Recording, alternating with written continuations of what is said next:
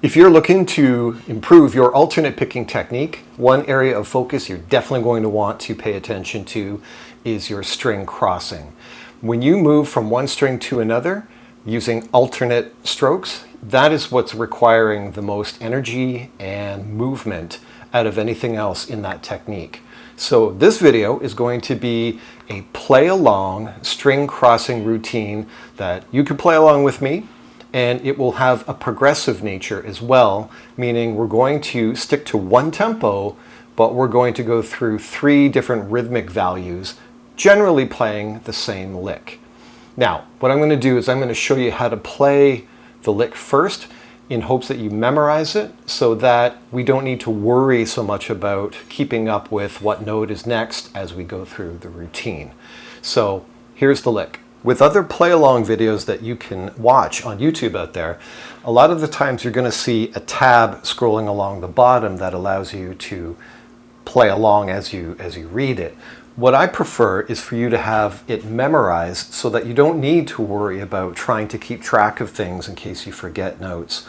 I find that if you have it memorized first, then that's one thing you don't need to focus on, and then you can literally focus on the point of the exercise. The point of the exercise today is string crossing, which means everything is about, in my case, the right hand. So here's the lick. I want you to basically memorize this before you jump in. We're going to go through a very simple thing using 8th notes at first. It's going to go like this.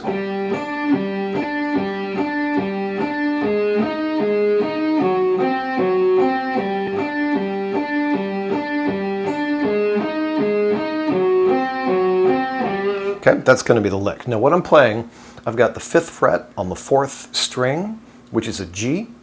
I'm going to play the 7th fret on the 3rd string, which is a D. And I'm just going back and forth between the 5th and the 7th 4 times.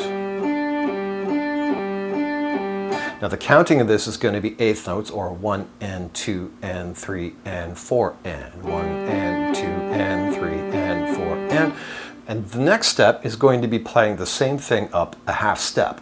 So we're going to play 6th fret on the 4th string and 8th fret on the 3rd string. Now I could just move my 2 fingers up, but I prefer to use these 2 fingers. I'm going to use my middle finger for the 6th fret 4th string note, G sharp, and I'm going to use my pinky for the 8th fret note on the 3rd string. Now this allows me to not have to move my hand anywhere, but I'm only going to do that 2 times. 1 and 2 and. The back end of this bar is going to have the 4th fret on the 4th string, which is an F sharp, and the 5th fret on the 3rd string, C. And we're going to do that 2 times. So the first part, the 5 and the 7, we're going to do 4 times. We're going to do the 6 and the 8 2 times. And the 4 and the 5 at the end 2 times. That's going to take care of the 8th note aspect here. So the whole thing one more time is 1 and 2 and 3 and 4 and 1 and 2 and 3 and 4 and.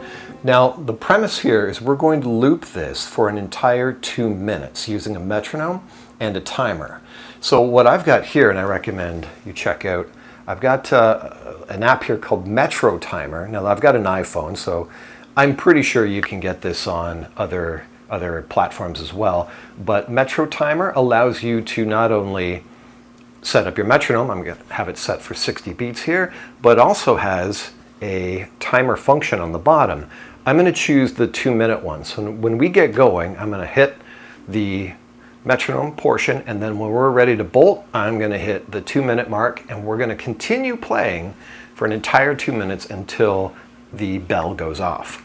Now, the other aspect to this is that we need to focus on 2 different types of string crossing. We're going to have what they call outside picking, which is when we hit the 4th string on a down, the 3rd string on an up, and when you do that, your pick is basically hitting the outer edge of those 2 strings. We're then going to take a rest, and we're going to do the same thing again for 2 minutes, but we're going to start on an up. And what this is going to do is allow us to hit the inner edge of these 2 strings. Now, the reason why we're doing both types is because most players have a preference. Most players are more comfortable with one or the other. And our goal is to strive to be equally good at both, because that's going to make your alternate picking definitely more consistent and fluid down the road. So let's take a look at the eighth note version. I'm going to set up my metronome here. Hopefully you can hear this all right. And we're going to start in 4. 1, 2, 3, 4.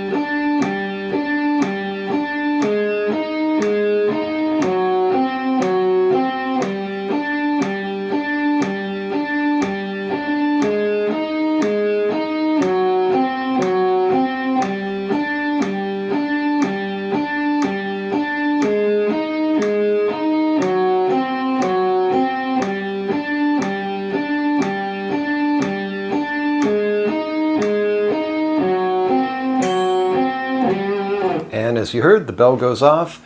We're done round 1. That was outside picking. That was starting on a down. Third string was on an up. We hit the outer edge. We're now going to do the same thing again, but we're going to start on an up. So we're still going to play 5-7, 5-7 4 times, but we're going to begin on an upstroke instead of a down, and we're going to do that for 2 minutes. So let's set that up. And here we go. 1, 2, 3, 4.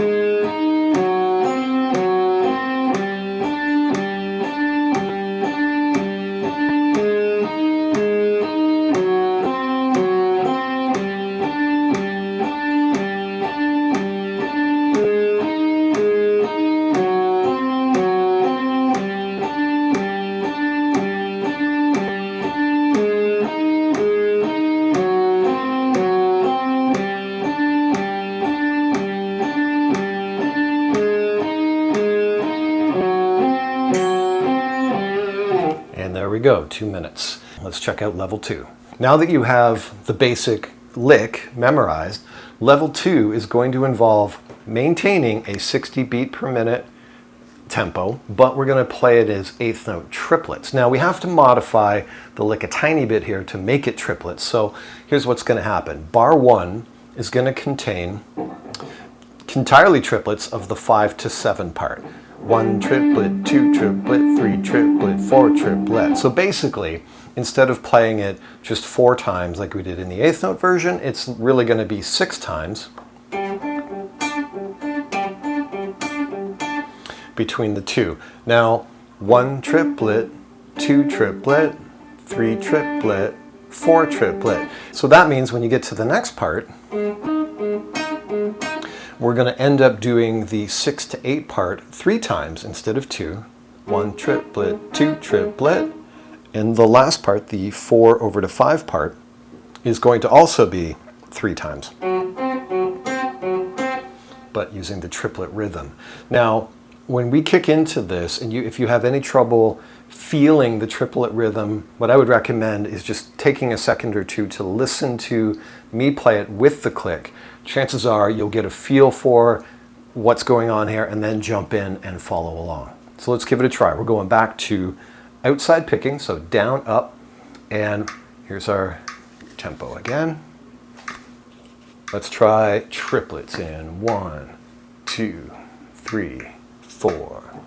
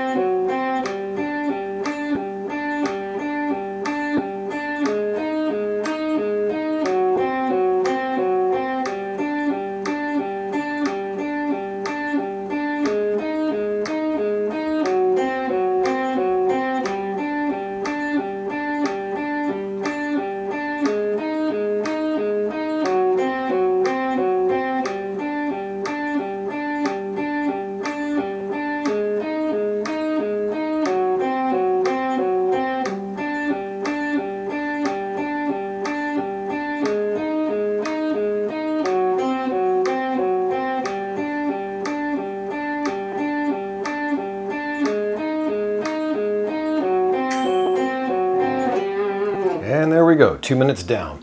So hopefully that was easy enough to follow along to.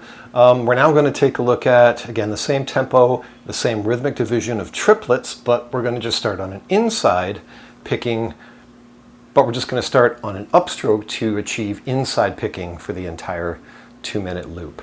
All right, so let's do that. Start the metronome. Okay, triplets starting on an up. Here we go. 1, 2, 3, 4.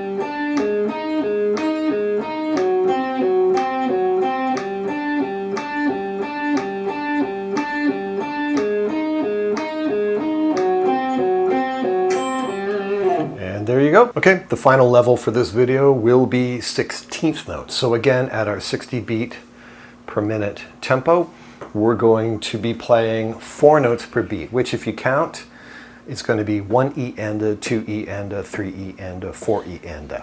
Now, with this, we're going to have to, again, modify the lick slightly.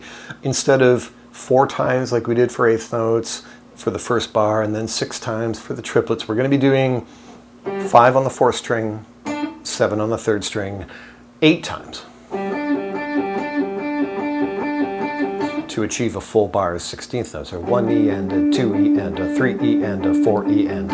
Okay, that means the next 2 moves, the 6 over to 8, is going to be 4 times, and then the 4th over to the 5th fret ending is going to be 4 times as well. So just a quick little recap: 8 times of this, 4 times of this, 4 times of that, and then we're just going to loop that. So here we go. 16th notes at 60. 1, 2, 3, 4.